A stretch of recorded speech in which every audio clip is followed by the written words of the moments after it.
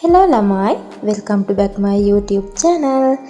ඉතින් අදත් මම ඔයාලට රසම රස කෑම එකක් අරගෙන ආවා. රසම රස රෙසිපි එකක්. ඉතින් මේක ඔයාලට හවස ටී ටයිම් එකට එහෙමත් නැත්නම් ඔයාලගේ රෑ කෑම වේලට උනත් එකතු කරගන්න පුළුවන්. ඉතින් අද මම මේක හදන්නේ හවස ටී ටයිම් එකට. ඉතින් ඔයාලත් එහෙනම් වීඩියෝ එකත් එක්ක දිගටම ඉන්න කොහොමද අපි මේ රසම රස කෑම එක හදාගන්නේ කියලා බලන්න. මුලින්ම අපි බලමු අවශ්‍ය වෙන අමුද්‍රව්‍ය මොනවාද කියලා. ඉතින් අපිට මුලින්ම මෙතනදී ඕන වෙනවා පාන් පිටි. මම මෙතනදී පාන් පිටි ග්‍රෑම් 400ක් වගේ අරන් තියෙන්නේ. ඊට පස්සේ තම්බාගත් අල මේ තියෙන්නේ සැමන් පොඩියට කඩාගෙන. ඊට පස්සේ චූටියට කපාගත් ලුණු ගෙඩියක්, අමු මිරිස් සහ කරපිංචා. ඒ වගේම මම මේ විදිහට ලුණු, කහ කුඩු, තුන පහ කුඩු, කෑලි මිරිස්, ගම්මිරිස් කුඩු අරගෙන තියෙනවා. මේ ටික තමයි අපිට මූලිකවම අවශ්‍ය වෙන්නේ. අපි මුලින්ම කරගන්න ඕන පාන් පිටි මිශ්‍රණය හදාගන්න එක. ඉතින් මේ වගේ ලොකු භාජනයක් අරගෙන අපේ පාන් පිටි ටික ඒ භාජනයට එකතු කරගන්න.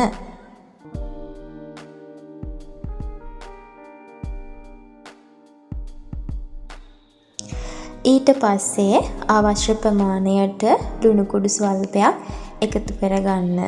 දැන් තියෙන්නේ අපිට මේ මිශ්‍රණය හොඳට අනාගන්න. මම පාන් පිටි මිශ්‍රණය හදාගන්න මෙතනදී ඇල් ජලය තමයි පාවිච්චි කරන්නේ. ඉතින් මේ විදිහට වතුර ටික එකතු කරලා හොඳට පාන් පිටි මිශ්‍රණය හදාගන්න.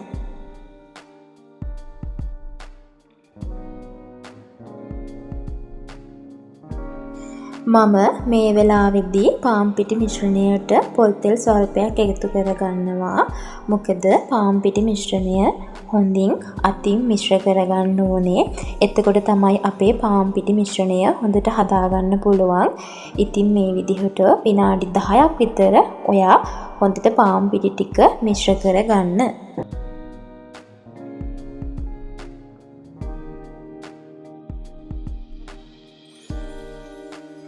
පාන් පිටි මිශ්‍රණය හදාගෙන ඉවර වෙලා මේ විදිහට භාජනය වහලා විනාඩි 10ක් විතර හොඳින් තියන්න.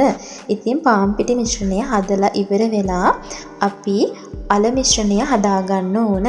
ඒකට මම පෑන් එකක් ලිපේ තියලා මේ විදිහට තෙල් ටිකක් එකතු කරගන්නවා. තෙල් ටික රත් වීගෙන එද්දි අපි ඒකටම කරපිංචා, ලුණු, අවු මිරිස් ටික එකතු කරගන්න ඕනේ. ඉතින් මේ ටික විනාඩි 2ක් විතර හොඳින්ම තෙලේ බැද ගන්න.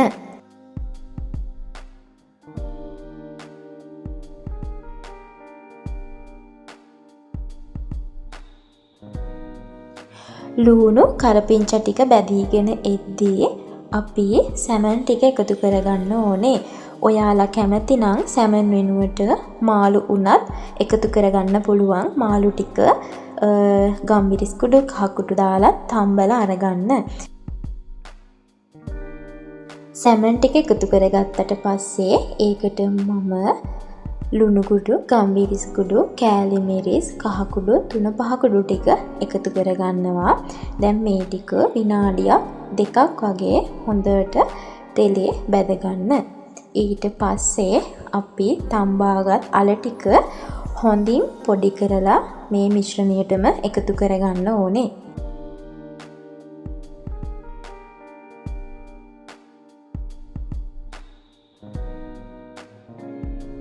අල ටික එකතු කරගත්තට පස්සේ අපේ සැමන් මිශ්‍රණයත් එක්ක අල ටික හොඳට මිශ්‍ර වෙනකන් මිශ්‍ර කරගන්න.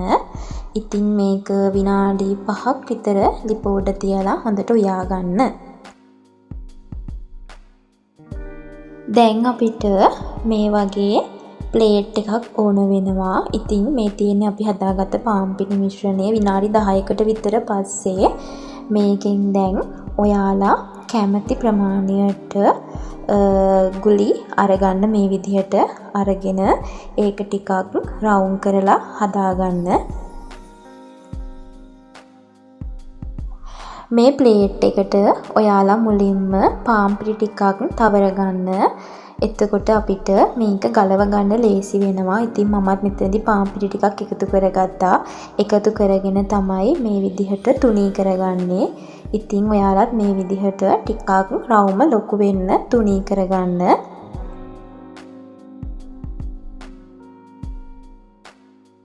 දැන් අපි කලින් හදාගත්ත අල මිශ්‍රණය මේ පාන් පිටි තැවරුමට එකතු කරගන්න ඕනේ. එකතු කරගෙන මේ මිශ්‍රණය හොඳට පාන් පිටි තැවරුම උඩ අපි හැම තැනටම යන විදිහට ගා ගන්න ඕනේ.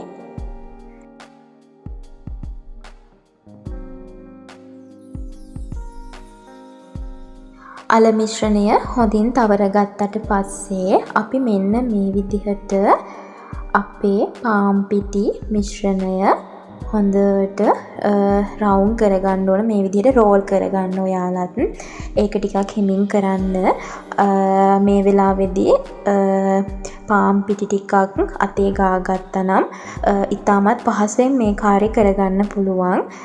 ප්ලේට් එකටත් පාන් පිටි ටිකක් එකතු කරගන්න. එතකොට මේ ඇලෙන ගතිය අඩු කරගන්න පුළුවන් අපිට. ඊට පස්සේ මෙන්න මේ විදිහට දෙපැත්තෙන් අයින් කොටස් දෙක අපි කපලා ඉවත් කරගන්න ඕන. ඊට පස්සේ මේක මෙන්න මේ විදිහට හරි සමානව මැදින් අපි කපා ගන්න ඕනේ. ආයෙමත් පෑන් එකක් ලිපේ තියාගෙන ඒකට තෙල් ටිකක් එකතු කරගෙන ඊට පස්සේ පෑන් එක හොඳින් රත් වුණාට පස්සේ මෙන්න මේ විදිහට අපි හදාගත්ත මිශ්‍රණය පෑන් එකට එකතු කරගන්න ඕනේ. ඊට පස්සේ අපි රොටි හදාගන්නවා වගේම මේකත් හොඳට දෙපැත්ත හරවලා හොඳට බැද ගන්න ඕනේ.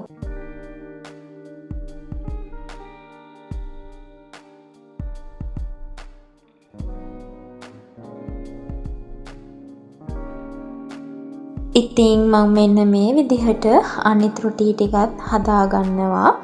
ඉතින් ඔයාලත් මේ විදිහටම රොටි ටික හදාගන්න.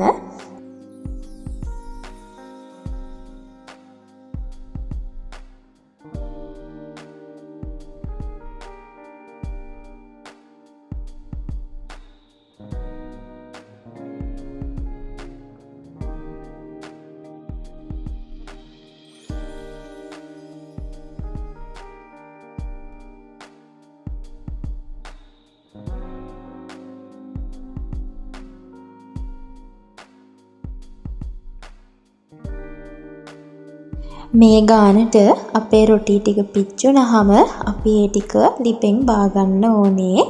ඉතින් ගොඩාක් කර ගන්නත් එපා.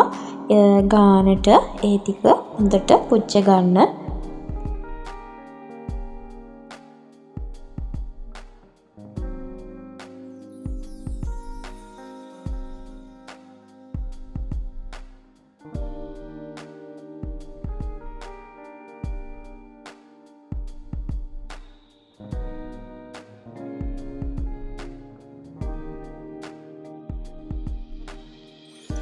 මෙන්න මේ විදිහට තමයි හදාගත්ත අපේ රොටි ටික තියෙන්නේ. ඉතින් හරිම රස පාටයි නේද? ඒ වගේම රස පාට වගේම තමයි මේක හරිම රසවත්.